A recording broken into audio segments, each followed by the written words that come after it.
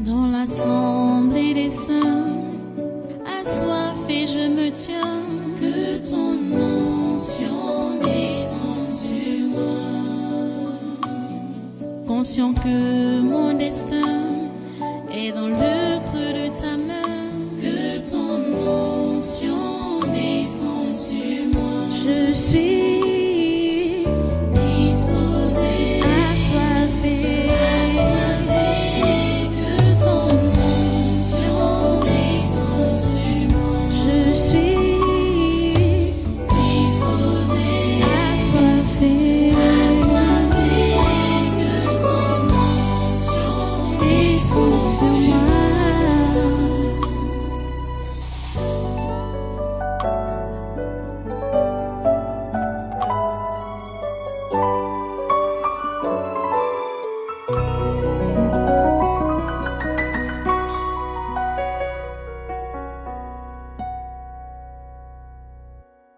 Oh Seigneur, ta grâce. Seigneur, ta grâce. De donner à tes enfants de comprendre.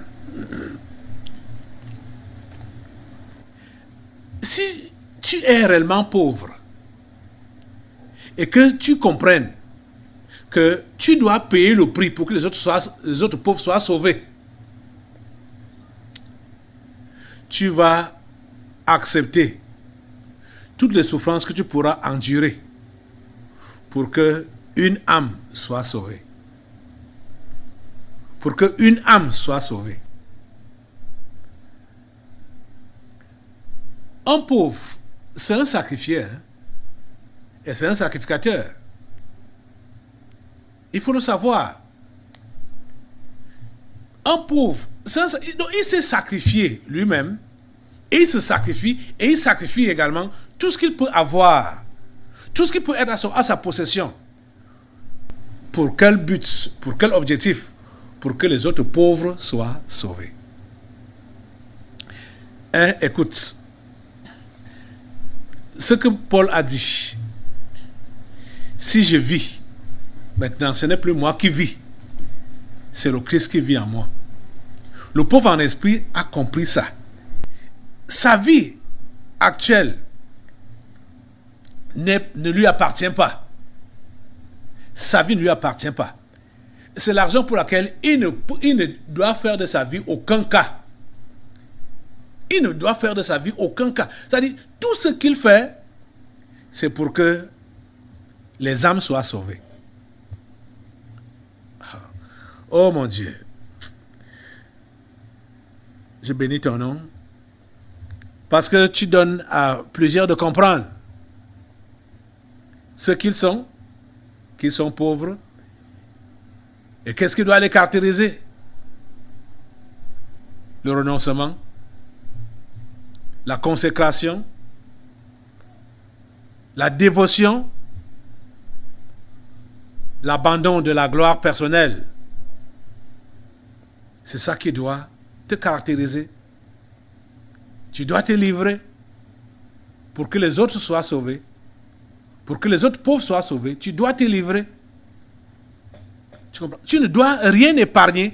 Tu ne dois rien épargner. Aujourd'hui, nous sommes en train de voir l'exemple de Jésus-Christ lui-même. Oh, c'est son exemple que nous voyons. Bien sûr, avec d'autres appuis comme l'exemple de Paul, que nous sommes en train de citer comme ça, qui dit que si j'annonce l'évangile, ce n'est pas pour moi un sujet de gloire, car la nécessité m'en est imposée. Et il dit, et malheur à moi, si je n'annonce pas l'évangile. Et comprenez que annoncer l'évangile pour Paul, ce n'est pas seulement la prêche, la prédication. Paul l'a fait par l'exemple. Il l'a fait par l'exemple, par sa vie. Vous comprenez? C'est par sa vie. Oh mon Dieu. Donc, ce n'est pas histoire de prêcher, donner des discours. Ce n'est pas une histoire de discours. C'est une histoire de vie. Quand il dit malheur à moi si je n'annonce pas l'évangile. Donc, malheur à moi si je ne vis pas de la manière qui va attirer les âmes au Seigneur. on a compris que le pauvre fait tout pour ne pas être un sujet de scandale, pour ne pas faire obstacle à l'évangile. C'est quoi Paul pouvait dire au chapitre 6 de 2 Corinthiens, chapitre 6 de 2 Corinthiens, verset 3, il pouvait dire, nous ne donnons aucun sujet de scandale en quoi que ce soit, afin que le ministère ne soit pas un objet de blâme. Vous êtes en train de comprendre ça? Il dit, nous ne donnons aucun sujet de scandale en quoi que ce soit, afin que le ministère ne soit pas un objet de blâme. Donc, Paul, quand il dit prêcher l'évangile, que malheur à moi si je n'annonce pas l'évangile, ce n'est pas l'histoire des discours, c'est l'histoire de vie. C'est l'histoire de vie, comportement, attitude, caractère. C'est ça. Vous comprenez ça? Dit, si nous ne donnons aucun sujet de scandale en quoi que ce soit, afin que le ministère ne soit pas un objet de blâme, mais nous nous rendons à tous égards recommandables. Vous comprenez? Verset 4. Mais nous nous rendons à tous égards recommandables comme serviteurs de Dieu, par beaucoup de patience, dans les tribulations. Amen. Dans les calamités. Amen. Dans les détresses, sous les coups, dans les prisons, dans les troubles, dans les travaux, dans les veilles, dans les jeûnes, par la pureté, par la connaissance, par la longanimité, par la bonté, par un esprit saint, par une charité sincère, par la parole de vérité, par la puissance de Dieu, par les armes offensives et défensives de la justice, au milieu de la gloire et de l'ignominie, au milieu de la mauvaise et de la bonne réputation, étant regardé comme imposteur, quoique véridique, comme innocent. Donc, étant regardé comme innocent. Je veux dire, étant regardé comme imposteur, quoique véridique, étant regardé comme inconnu, quoique bien connu, étant regardé comme mourant, et voici, nous vivons, étant regardé comme châtié, quoique non mis à mort, étant regardé comme attristé, et nous sommes toujours joyeux, étant regardé comme pauvres, et nous enrichissons plusieurs. Vous comprenez? Étant regardé comme pauvres, et nous enrichissons plusieurs. Paul, pauvre, mais s'occupant des pauvres. Et vous comprenez qu'il s'agit de la pauvreté spirituelle. Et des pauvres, le genre que Dieu agrée, et selon la définition qu'on a donnée ici, celui-là qui dépend de Dieu, en tout, pour tout et partout, sans compte non tenu de sa classe sociale, de ses avoirs ou de ses manques. Voilà le pauvre. Étant regardé comme pauvre, et nous enrichissons plusieurs, étant regardé comme n'ayant rien, et nous possédons toutes choses. Vous voyez? C'est ça. C'est le genre d'évangile-là que Paul dit qu'il prêche. Si j'annonce l'évangile, ce n'est pas pour moi un sujet de gloire, car la nécessité m'en est imposée. Et malheur à moi si je n'annonce pas l'évangile. Donc, si je ne vis pas une vie qui prêche Christ, je suis sous la malédiction. Ah, je comprends. Oh mon Dieu, tu es merveilleux. Je comprends. Ça devait être dimanche passé. Parmi les esprits qui ont interpellé les gens, il y avait un esprit qui s'appelait malédiction. Je comprends. Je comprends. Vous voyez, quand vous ne vous comportez pas dans le sens qui peut attirer les pauvres à Christ, donc qui peut attirer les âmes à Christ, vous êtes sous la malédiction. Je comprends ça clairement maintenant. Ah! Comme je n'avais pas bien posé les questions à cet esprit-là, qu'est-ce qu'il cherchait? C'était là, parmi les esprits qui ont... c'était seulement le règne animal qui était l'esprit principal, accompagné de tous les autres esprits-là. Et parmi les esprits-là, il y avait la malédiction. Et vous voyez, c'est ça que Paul dit ici. Malheur à moi si je n'annonce pas l'évangile. Malheur à moi si je n'annonce pas l'évangile. Donc, tu es sous la malédiction quand tu ne vis pas la vie qui prêche Christ, tu es sous la malédiction. C'est clair. Donc, c'est pas seulement dire que tu fais des discours. Ce n'est pas les discours. Il ne s'agit pas des discours. Il s'agit de la vie. Il s'agit de la vie qu'on mène. Nous ne donnons aucun sujet de scandale en quoi que ce soit, afin que le ministère ne soit pas un objet de blâme. Mais nous nous rendons à tous égards recommandables comme serviteurs de Dieu, par beaucoup de patience. Vous voyez, c'est par là qu'il a commencé. Par beaucoup de patience. C'est pourquoi aujourd'hui, en vous interpellant à être prêt à subir n'importe quelle persécution ou tribulation, il faut comprendre que vous devez être armé de l'esprit de patience. Soyez armé de l'esprit de patience. Ne soyez pas pressés. Ne soyez pas pressés. Vous savez déjà que la patience fait partie des fruits de l'esprit. Et vous pouvez donc comprendre que l'impatience est le fruit des démons ou le fruit de Satan. Ne sois pas dans l'impatience. Même si c'est quoi, même si c'est dans quoi, même si c'est dans n'importe quel contexte, s'il te plaît, ne sois pas impatient. Attends le moment de Dieu. L'autre jour, j'ai demandé à ma fille, docteur, si elle a affiché patience. On lui a demandé d'écrire patience sur tous les 4 murs de sa chambre. Elle m'a répondu que c'est traumatisant. J'ai ce mari. Elle m'a répondu que c'est traumatisant. Qu'elle se lève, elle lit patience. Ou c'est patiente ou patient, je ne sais pas. Ce qu'on lui a demandé d'écrire, c'est patience. Patiente. Oui, on lui a dit qu'elle doit être patiente. Et qu'elle devait écrire ça. Elle dit que c'est traumatisant. Mais c'est la vie normale d'un chrétien. Un chrétien doit être patient. Ce n'est pas seulement l'affaire de docteur. Et on lui, du moins, on l'interpellait et on lui parlait de patience par rapport à son intégration, par rapport au travail. Elle a fait sa formation et ce n'est que leur batch des médecins généralistes qui n'est pas encore intégré à la fonction publique camerounaise. Ils sont de la promotion de 2020. Vous voyez? Et il est vrai, certains de ses camarades ont été intégrés ou ont trouvé du travail, on ne sait pas par quels moyens. Par des moyens qu'on connaît ici au Cameroun. Des moyens qu'on décrit et qu'on demande à Dieu de faire arrêter. On a demandé à notre fille, sois patiente.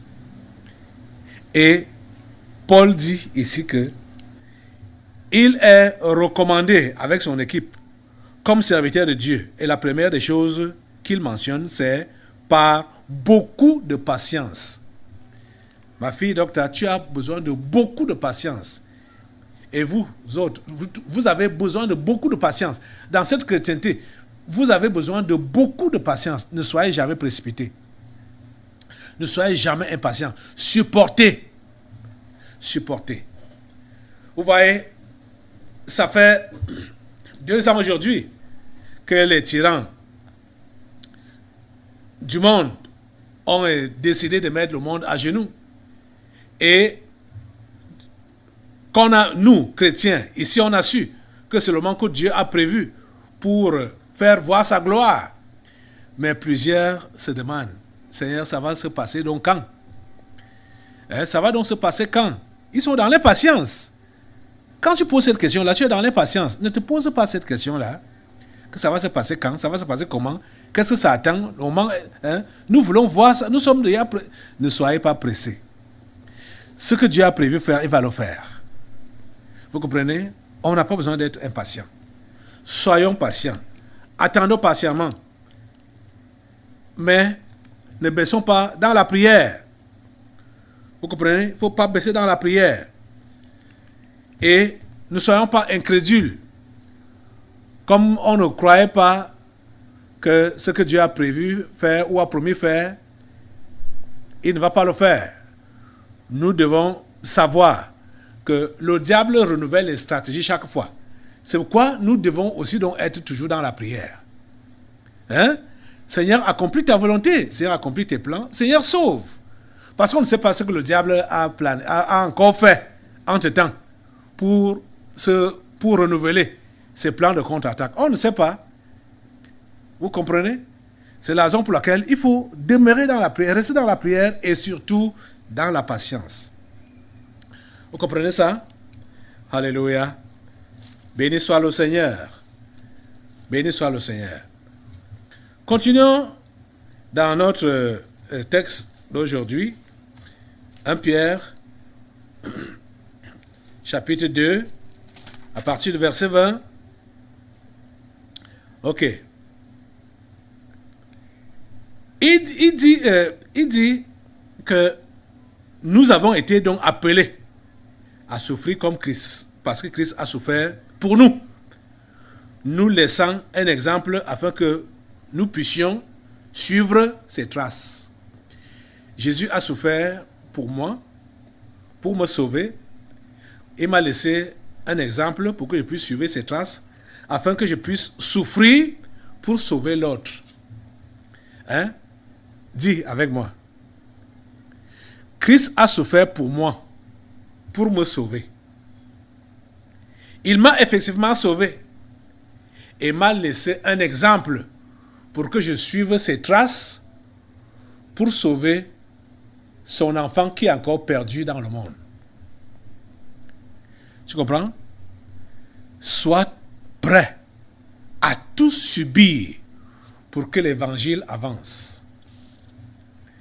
C'est ma décision à moi. Je vous dis la pure vérité, c'est ma décision à moi de souffrir tout ce que Dieu a prévu pour moi de souffrir pour que l'évangile avance. Je ne veux pas être égoïste.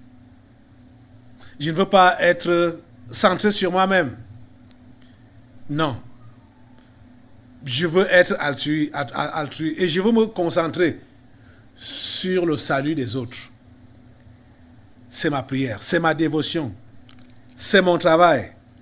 Tout ce qui est à mon pouvoir, je vais le mettre pour que les autres soient sauvés. Parce que Christ a tout mis pour me sauver. Tout ce qui était à son pouvoir, il a tout mis cela pour me sauver. Oh Seigneur, donne-moi cette grâce et donne cette grâce à plusieurs d'ici. Dimanche, nous allons voir la prophétie que l'apôtre Pierre est en train de rappeler ici. Cette prophétie qui a été accomplie. On va voir ça dimanche par la grâce de Dieu. Mais il faut déjà que nous puissions vraiment être armés de cette pensée de souffrir pour le salut de l'autre. Lui qui n'a point commis de péché et dans la bouche duquel il ne s'est point trouvé de fraude. Lui qui injuriait ne rendait point d'injure, maltraité ne faisait point de menaces, mais s'en remettait à celui qui juge justement. Bon, je vais te poser la question. Comment toi tu fais? Comment tu réagis quand tu es injurié? Comment tu réagis quand tu es maltraité? Comment tu fais quand tu subis l'injustice? Comment tu fais? Comment ça te fait? Tu es prêt à te venger, tu es prêt à revendiquer, tu es prêt à te justifier. L'autre jour, il y avait un démon qui s'était manifesté. C'était la réaction. C'était encore quoi? La réaction de l'offense. Bon, je n'ai pas le nom exact, mais c'était comme ça. Ça allait dans ce sens-là. Quand tu es offensé, tu as envie de réagir. Et surtout, si tu réagis parce que tu es offensé en tant que chrétien, le diable a pris avantage sur toi. Directement, il a pris avantage sur toi. Parce que Dieu laisse que tu sois offensé pour voir comment tu vas réagir. Tu comprends? Et tu ne peux pas sauver les autres quand tu ne te laisses pas tu ne te laisses pas malmener. Tu ne te laisses pas injurier. À cause de la vérité, à cause de la justice, à cause de l'évangile, le vrai, le pur, tu es prêt à répliquer, tu es prêt à te venger, tu es prêt à donner des raisons, à t'expliquer. Tu n'as pas besoin de ces explications. Tu n'as pas besoin de donner tes explications. Hein? C'est les esprits qui vous donnent ces conseils-là dimanche. Que quand tu as déjà décidé d'obéir au Seigneur, tu n'as pas besoin de donner des explications par rapport à ton obéissance à Dieu, à qui que ce soit. Tu n'as pas besoin de donner des explications à qui que ce soit. Tu as obéi aux instructions de Dieu. Ça va, ça suffit. N'essaye pas de te justifier. N'essaye pas de t'expliquer. N'essaye pas de donner les raisons pour lesquelles tu as fait ça ou pour les raisons pour lesquelles tu n'as pas fait ça. Non. Ne fais pas ça. Tu comprends? Accepte de tout subir. Parce que Christ a tout subi pour toi, pour ton salut. Toi aussi, sois prêt à tout subir pour le salut des autres. Il nous a laissé un modèle, un exemple. Il nous a laissé un exemple afin que nous puissions suivre ses traces. Est-ce que tu peux te lever maintenant là pour prier Dieu et lui demander de te donner la grâce de suivre les traces de Jésus? Seigneur, donne-moi la grâce de suivre les traces de Jésus. Seigneur, donne-moi la grâce de suivre les traces de Jésus.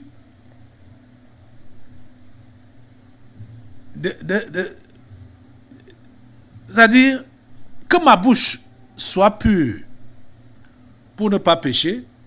Dans sa bouche, il ne sait plus trouver de fraude. Lui qui injuriait ne rendait point d'injure, que je ne rende pas d'injure. Quand je suis injurié, maltraité, ne faisait point de menace. Seigneur, donne-moi d'être comme lui, comme Jésus. Maltraité, que je ne menace pas, je ne fais point de menace. Mais s'en remettait à celui qui juge justement. Seigneur, donne-moi la grâce de me remettre toujours à toi, toi le juste juge. Me remettre à toi toujours et toujours. Toi le juste juge. Donne-moi la grâce de suivre les traces de Jésus. Il a donné sa vie pour moi, pour me sauver. Et il m'a sauvé, effectivement. Donne-moi la grâce de donner ma vie pour sauver les perdus. Donne-moi la grâce de m'occuper des pauvres. Seigneur, par mon caractère, par ma vie, par ma nature. Seigneur, donne-moi cette grâce. S'il te plaît, donne-moi cette grâce. Je t'en supplie. Seigneur, donne-moi cette grâce. Je t'en supplie. Seigneur, donne-moi cette grâce de suivre les traces de Jésus. Merci au Dieu de m'écouter, de m'exaucer. Au nom puissant de Jésus, j'ai prié. Amen. Amen. Tu peux t'asseoir dans sa présence. Nous allons maintenant passer aux délivrances prophétiques. Je vais revenir tout à l'heure. Dans l'assemblée des saints, assoiffé je me tiens, que ton onction descende sur moi. Conscient que mon destin est dans le creux de ta main, que ton onction descende sur moi. Je suis